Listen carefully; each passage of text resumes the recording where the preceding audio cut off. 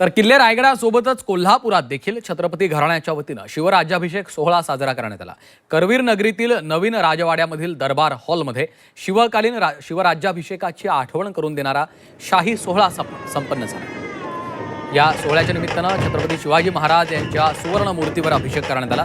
या सोहळ्याला खासदार शाहू महाराज छत्रपती यांच्यासह राजघराण्यातील सदस्य उपस्थित होते। एकीकडे किल्ले रायगडावर संभाजीराजे छत्रपती यांच्या वतीने तर कोल्हापुरात छत्रपती घराण्याच्या वतीने शिवराज्याभिषेक सोहळा मोठ्या उत्साहात साजरा केला जातो आहे। ज्या दरबारातून राजर्षी शाहू महाराज छत्रपती यांनी राज्यकारभाराची सूत्र हलवली त्याच ऐतिहासिक दरबार हॉलमध्ये हा सोहळा संपन्न झाला। या सोहळ्याला कोल्हापूरकरांनी मोठी उपस्थिती लावली आहे।